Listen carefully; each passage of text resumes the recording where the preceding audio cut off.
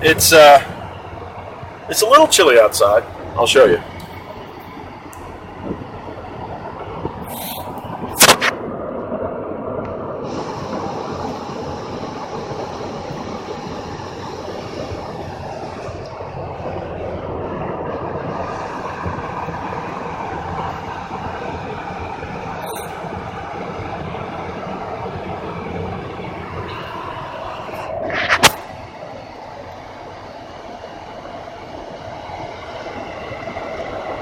Degrees Fahrenheit at 9:18. What is that? California time?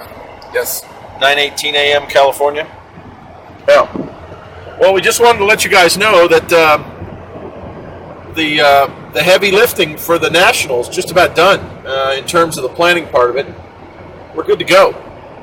We have a convention center. We have at least one hotel. We've got the yeah. We were talking about the board meeting. We have all the space set up, and all of the refreshments and the arrangements for the board meeting are all taken care of. And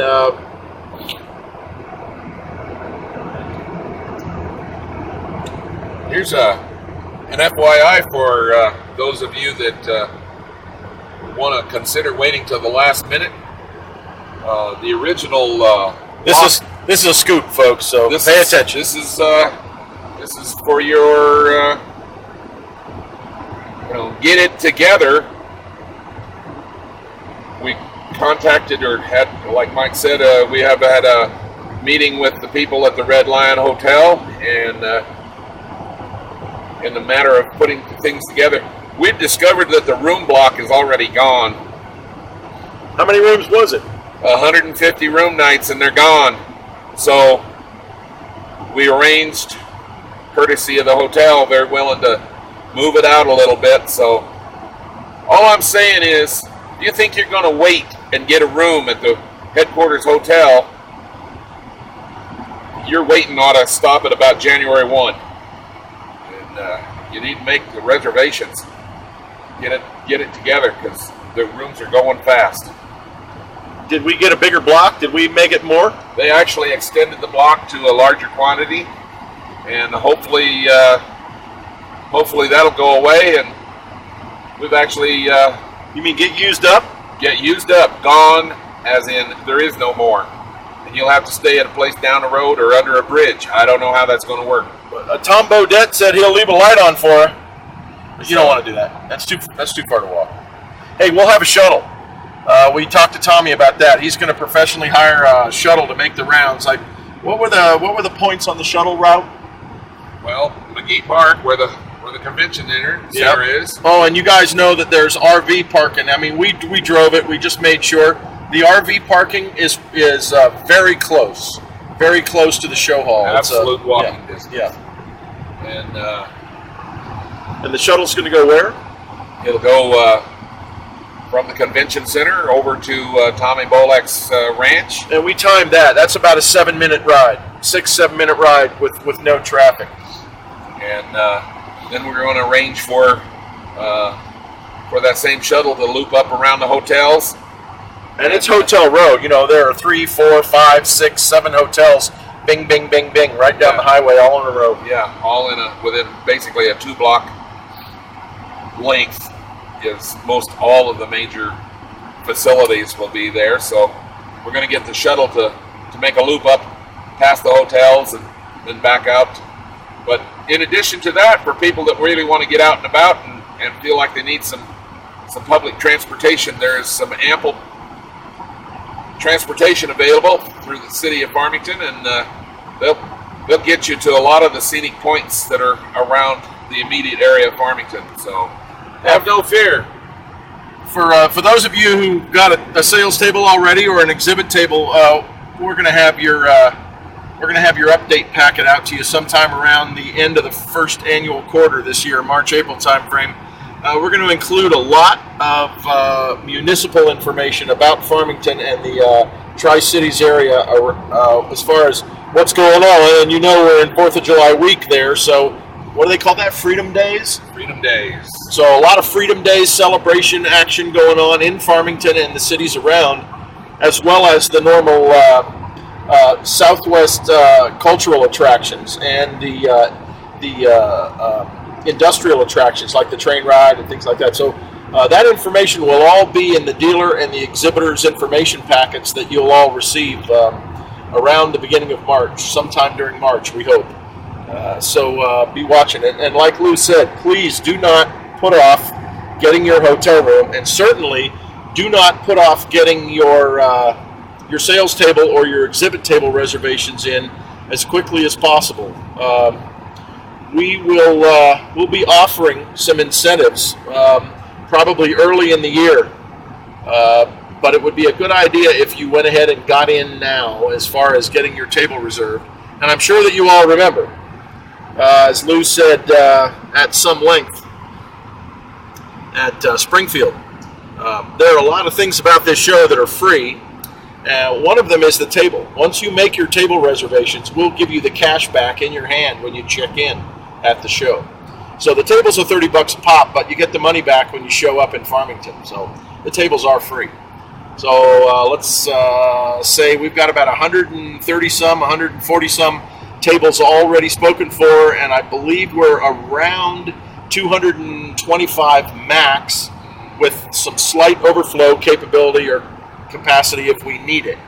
So we're at about 130 something, and we're maxed out at 225. So please get your table reservations in as quickly as possible, and your hotel reservations, and your exhibit reservations. And once again, remember that you will be able to park right up at the doors to the McGee Park Exhibit Hall and the McGee Park Convention Center all in one place. There's a large drive-in door. If you need to bring a vehicle in, we can probably arrange that. So if you have something ridiculously heavy that has to be taken right to the stage, we can arrange that on a first-come, first-served basis. But there won't be vehicles routinely allowed on the show floor. But, you know, this is Farmington, and this is big. So if you got something big, we've got the room. The ceiling is how high? 20 plus feet. So if you've got a 20-foot high thing you need to put up for your exhibit, bring it. We've got it. I think Justin